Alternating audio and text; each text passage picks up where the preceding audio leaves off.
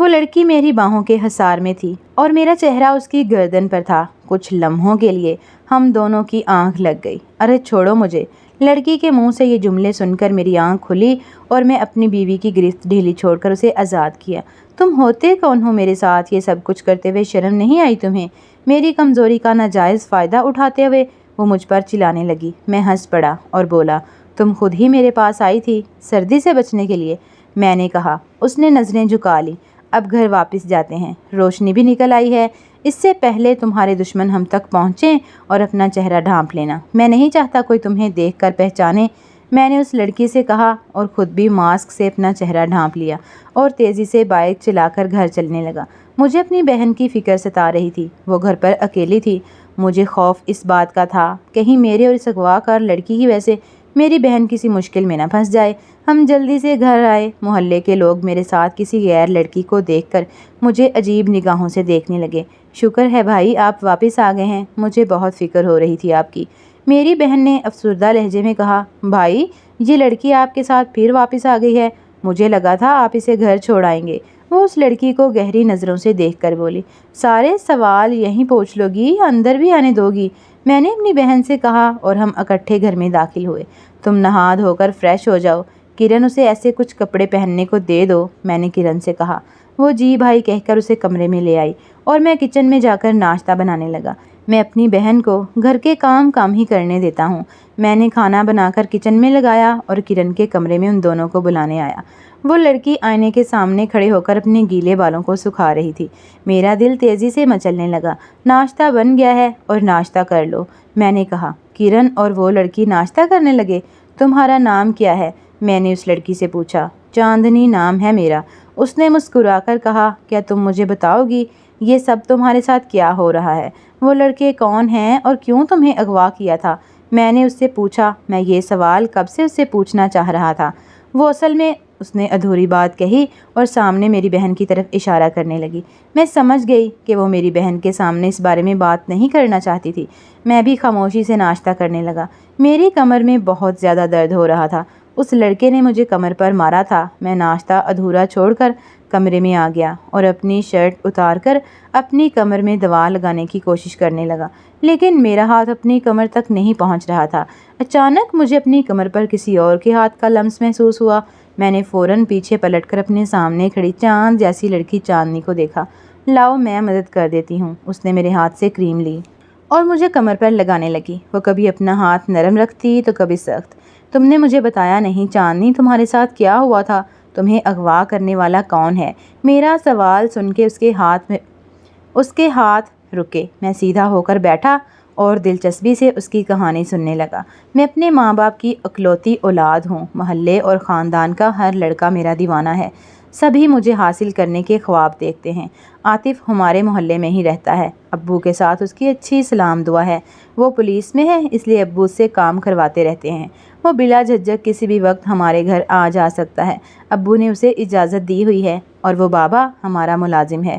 ابو نے اسے کافی عرصے سے ہمارے گھر پر رکھا ہوا ہے۔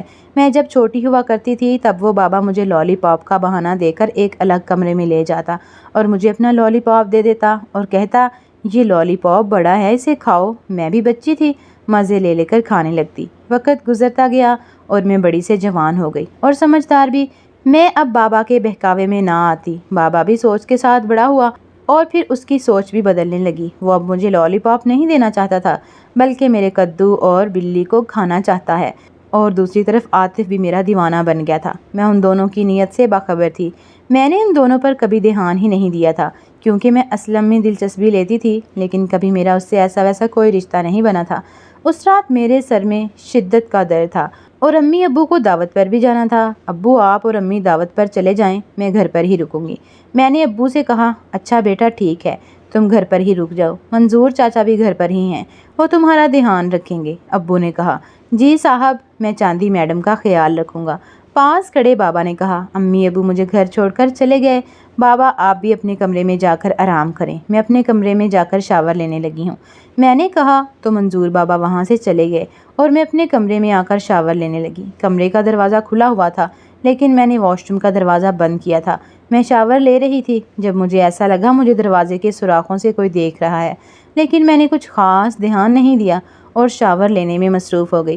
اچھے سے نہا دھو کر کپڑے تبدیل کر کے واش روم سے باہر آئی تو سامنے بابا کھڑا تھا۔ منظور انکل، آپ اس وقت میرے کمرے میں کیا کر رہے ہیں؟ کچھ کام تھا کیا؟ میں نے ان سے پوچھا اور آئینے کے سامنے کھڑے ہو کر بال سکھانے لگی۔ بابا میرے قریب آیا اور مضبوطی سے میری کمر پکڑ لی اور کہنے لگا، کام تو بہت گہرا ہے، اگر کرنے کی اجازت دو تو فوراً کر دوں۔ ان کی بات سن کر میں گھبرائی اور انہیں اپنے اوپر سے ہٹایا۔ کیا پاگلوں والی باتیں کر رہے ہیں بابا آپ؟ دماغ ٹھیک ہے آپ کا؟ جائیں میرے کمرے سے، میں نے سخت لہجے میں کہا۔ میں تمہاری بلی لینے آیا ہوں اور لیے بنا نہیں جاؤں گا۔ تمہیں یاد ہے جب تم چھوٹی تھی تب تم میرا لالی پاپ کھاتی تھی، اب میری باری ہے تمہارے کدو کھانے کی، بابا نے کہا اور مجھ پر ٹوٹ پڑا اور زبردستی میرے کدو کھانے لگا۔ اسے خود سے پیچھے ہٹا کر میں جلدی سے باہر کی جانب بھاگی اور سامنے سے آتے اسلم سے ٹکرائی۔ اسے اپنے سامنے دیکھ کر میری جان میں جان آئی۔ اسلم، مجھے بچا لو، یہ درندہ میری عزت لوٹنا چاہتا ہے، میں اس کے گلے سے لگ کر روتے ہوئے بولی۔ اس نے مجھے خود سے الگ کیا اور بابا کے سامنے کھڑے ہو کر کہنے لگا، کیوں بابا، میرے حق پر ڈاکہ ڈالے گا؟ میری اتنی ماہ سے اس پر نظر ہے، اس کے کبوتر اڑانے کے لیے میں نے اتنے پاپڑ بیلے ہیں اور تو فری میں اسے کھا جائے گا؟ اس پر میرا حق ہے کیونکہ ہم ایک دوسرے سے محبت کرتے ہیں، اسلم نے اپنی باہیں پھیلا کر کہا۔ میں چونک کر اس کی جانب دیکھنے لگی اور بولی، تم یہ کیا کہہ رہے ہو اسلم؟ میں تم پر اتنا یقین کرتی ہوں اور تم میرے ساتھ یہ سب کچھ کر رہے ہو؟ میرے قریب آنے کے بارے میں سوچنا بھی بات، ورنہ میں ابو کو سب کچھ بتا دوں گی۔ میں نے ان دونوں کو ابو کی دھمکی دی۔ ابو کی دھمکی کا سن کر بابا نے اپنے قدم پیچھے کر لیے، مگر اسلم نہ ڈرا اور کہنے لگا، اچھا بے شک بتانا، ہمیں کوئی پرواہ نہیں ہے، تمہارا مزہ لینے کے بعد ہم جہنم میں بھی جانے کو تیار ہیں، اسلم نے کہا اور مجھے بازو سے پکڑ کر اپنے نزدیک کر لیا۔ میں رونے لگی مگر اس نے میرے حال پر ترس نہیں کھایا اور بھوکے شیر کی طرح مجھ پر ٹوٹ پڑا۔ اس کو یہ سب کچھ کرتے دیکھ کر بابا بھی مجھے نوچنے لگا۔ اس سے پہلے وہ ہر حد پار کرتے میں نے اسلم کے سر پر گلدان مار دیا اور باہر کی جانب بھاگی۔ بابا میرے پیچھے بھاگا۔ میں اپنے گھر سے نکل کر عاطف کے گھر میں داخل ہو گئی۔ مجھے سب سے زیادہ محفوظ گھر اسی کا لگا تھا کیونکہ ابو اسی پر آنکھ بند کر کے یقین کرتے تھے۔ میں اس کے گھر داخل ہو کر ایک کمرے میں جا کر چھپ گئی اور آوازیں نکال کر رونے لگی۔ میرے کانوں میں کچھ رگڑنے کی آواز سنائی دینے لگی۔ میں خوف زدہ ہو گئی، نہ جانے یہ کس چیز کی آواز ہے، کون ہے کمرے میں؟ مجھے مردانہ آواز سنائی دی، میں ہوں چاندی، میں نے روتے ہوئے جواب دیا۔ عاطف نے کمرے کی لائٹ آن کی اور مجھے پھٹے کپڑوں میں دیکھ کر چونک پڑا اور پھر میرے ساتھ۔ اگلی قسط دیکھنے کے لیے ہمارے چینل کو جلدی سے سبسکرائب کریں تاکہ جب میں اس کی اگلی قسط اپلوڈ کروں تو اس کا نوٹیفیکیشن آپ لوگوں کو بآسانی مل سکے۔ تو ویورز، ملتے ہیں اگلی قسط میں، تب تک کے لیے اللہ حافظ۔